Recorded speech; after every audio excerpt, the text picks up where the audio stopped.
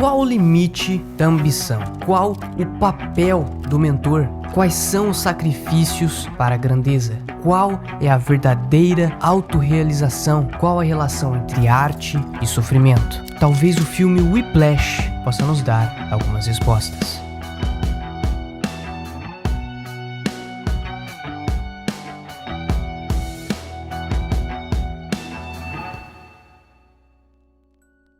Um jovem baterista de jazz chamado Andrew, que estuda em uma prestigiada escola de música em Nova York. Seu maior sonho se tornar um dos grandes como a lenda do jazz, Buddy Rich. E Andrew é absurdamente dedicado para isso, tanto que passa horas e horas praticando. E é com muito esforço que Andrew consegue chamar a atenção de Terence Fletcher, um professor famoso por ser bem rigoroso. E então Fletcher convida o Andrew para entrar na sua banda de estúdio, a principal banda de jazz da escola. E esse convite é um grande passo na carreira do Andrew, mas depois de algum tempo de ensaio, ele descobre que Fletcher é extremamente exigente e abusivo, usando de métodos brutais para motivar os alunos. Durante os ensaios, Fletcher humilha e agride verbalmente Andrew diversas vezes. Em uma ocasião, ele chega a jogar uma cadeira no Andrew porque ele não conseguiu manter o tempo correto. Ele justifica isso com a história do músico Charlie Parker. O Charlie Parker virou Bird quando o Joe Jonas jogou o prato na cabeça dele.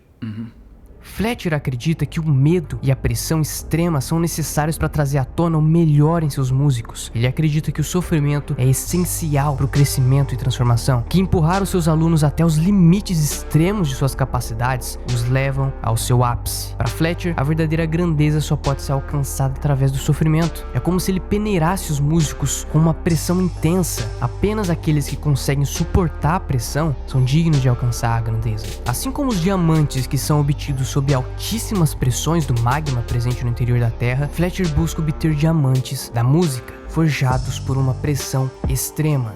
Mas aí fica uma pergunta: Fletcher está cumprindo corretamente com o seu papel como mentor? Aristóteles argumentava que a virtude está num meio termo entre dois extremos, o excesso e a deficiência. A cobrança incessante pela excelência do seu aprendiz seria o excesso, enquanto a falta de cobrança e expectativa seria a deficiência. Logo, para Aristóteles, a virtude seria um equilíbrio que, como vemos, Fletcher não tem. Fletcher claramente age com um excesso de cobrança e pressão, o que faz dele um mentor abusivo e desordenado. Mas então, o que seria cumprir corretamente com o papel como mentor? Ao contrário de Terence Fletcher, Sr. Miyagi de Karate Kid e Mickey Goldmill de Rock são exemplos clássicos de mentores que conseguem encontrar um equilíbrio entre a exigência e o apoio. Sr. Miyagi com o famoso insere para dentro com mão direita, insere para fora com mão esquerda.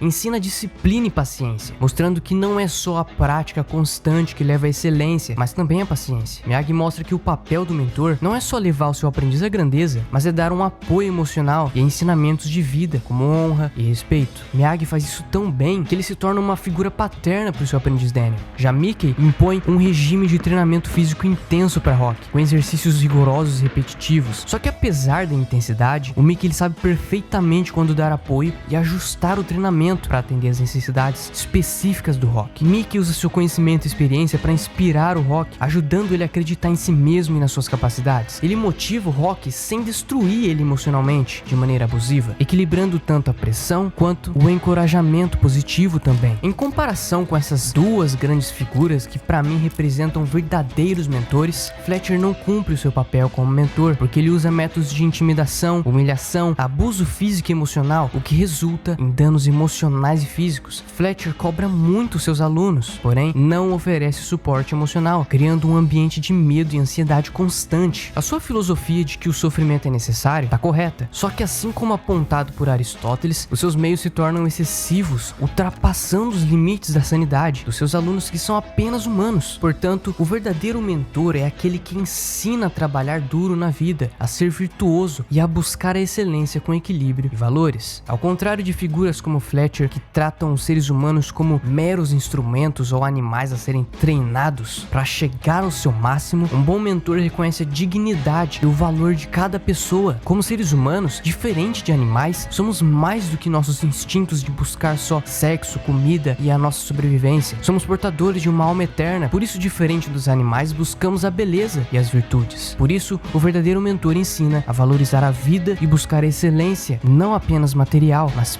principalmente espiritual. Inspirados pelos grandes feitos de nossos antepassados na música, arte, literatura e outras áreas, devemos resgatar esse amor ao belo e à excelência do ser humano.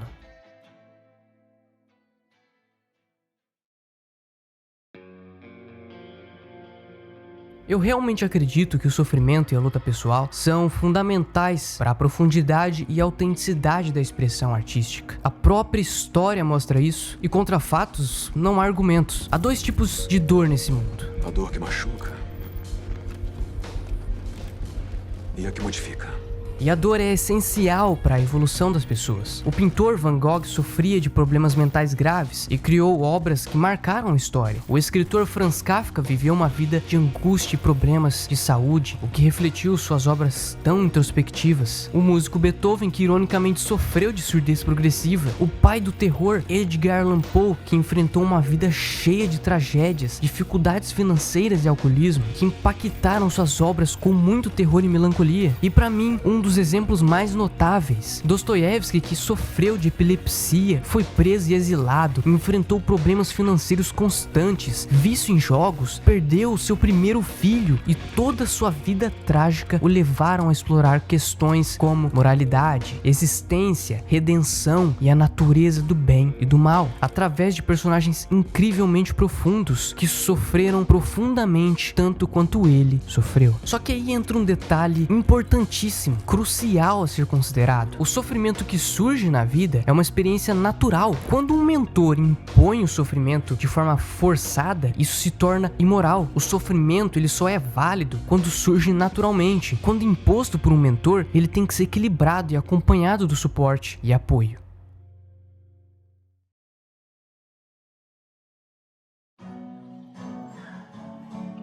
A relação de Andrew com seu pai é marcada por uma falta de confiança. Embora o seu pai seja carinhoso e bem intencionado, ele não compreende a ambição de Andrew, nem a sua paixão e dedicação à música, e acaba magoando Andrew por duvidar dele e propor meios mais seguros. Você ainda tem opções. Como assim? Tipo, outras opções? Bom, você sabe. Só que para Andrew não existe outro caminho. Ele é fascinado pela grandeza e quer alcançar a excelência na música, a qualquer custo. Em uma cena, Andrew observa como o seu pai e outros familiares valorizam mais conquistas tradicionais e seguras, como ser jogador de futebol no caso. E isso revolta Andrew porque as suas ambições, elas são diferentes. E realmente, a dedicação de Andrew à música, ela é absoluta. Ele pratica obsessivamente, sacrificando quase todos os outros aspectos da sua vida em busca da perfeição, como dinheiro, amigos e a namorada. Tudo gira em torno desse seu objetivo. Só que essa dedicação intensa não produz resultados ou reconhecimento. Andrew enfrenta humilhações e fracassos atrás de fracassos. Cada falha é um golpe forte na sua autoestima, fazendo ele duvidar de suas capacidades e do seu valor como indivíduo. Ele se sente cada vez mais medíocre a cada falha. Andrew vive em uma sociedade que valoriza realizações materiais e utilitárias, onde o sucesso é medido por bens materiais ou realizações e não por aptidões. Ele, por pressão, internaliza essa visão utilitarista, o que resulta em dúvidas sobre seu próprio valor na sociedade. Na sua família, a valorização é dada a profissões seguras e realizações que trazem benefícios concretos. A música, especialmente em níveis amadores, é vista como uma atividade sem valor útil. Por conta disso, Andrew sente que seu esforço e dedicação à música não são apreciados ou compreendidos por aqueles ao seu redor, ou seja, não tem valor real, o que aumenta o seu sentimento de inadequação e vergonha. A combinação de vergonha em relação ao pai e à sociedade faz com que Andrew duvide profundamente do seu próprio valor como indivíduo. Ele começa a questionar se ele realmente tem algo a oferecer, se no fim não conseguir alcançar seu objetivo, se no fim não conseguir alcançar a excelência na música. A pressão para se provar para o seu pai e para o seu mentor e a constante sensação de nunca ser suficiente geram uma insegurança profunda e uma ansiedade constante. Andrew teme que sem o sucesso musical ele será visto e se verá como um fracasso.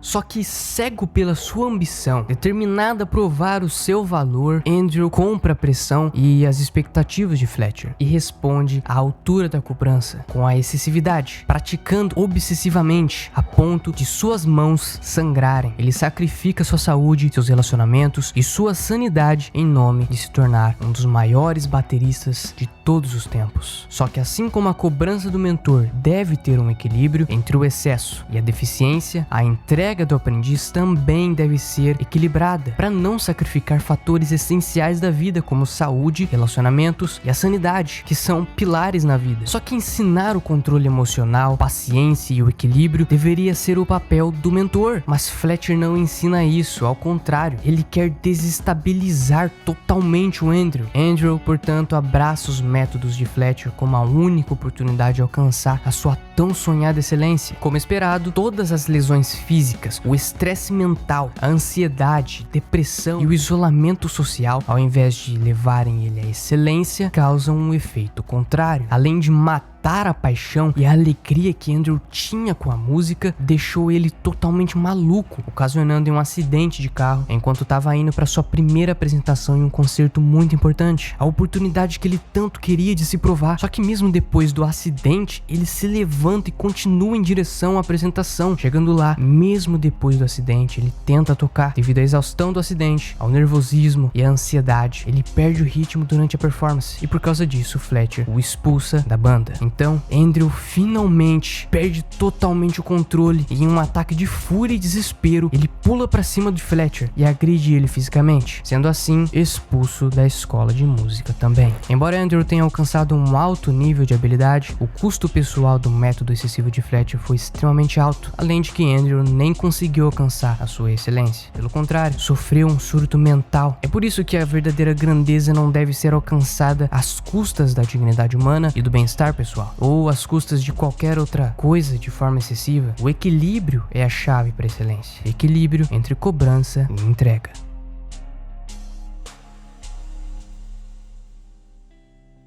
Um bom tempo depois do Andrew ter sido expulso e ter abandonado seu sonho e a bateria, ele encontra Fletcher em um bar, tocando piano. Eles conversam e Fletcher revela que foi demitido. Só que aí entra um detalhe: ele foi demitido porque Andrew denunciou ele de forma anônima, denunciou os métodos abusivos do Fletcher. Fletcher, sem saber de nada, então, convida Andrew para tocar na sua nova banda em um festival de jazz, prometendo que vai ser uma grande oportunidade para ambos. E isso reacende o interesse do Andrew na música. No festival, Andrew descobre que Fletcher o enganou, dando a ele as partituras erradas, tentando sabotar ele como vingança pela demissão, revelando que ele sabia sim que tinha sido Andrew que o denunciou. E essa é uma vingança definitiva, porque essa apresentação acabaria com as chances de Andrew na carreira musical. Por outro lado, se deixarem a peteca cair, podem procurar outra profissão, porque a outra característica desses caras é que eles nunca esquecem. Após uma performance desastrosa da primeira música, Andrew por um momento quase desiste de tudo. Mas então ocorre uma transformação em Andrew. Algo mudou, ele se torna diferente, ele se desprende da falta de confiança que seu pai tem nele, ele se desprende do seu mentor abusivo, ele se desprende da pressão de tudo e de todos. Ele responde a todas as provocações que enfrentou até agora com grandeza. Ele resolve todos os seus conflitos internos em instantes. Agora ele mesmo define seus limites e então decide retornar ao palco e tomar as rédeas, liderando a banda em uma impressionante performance de Caravan.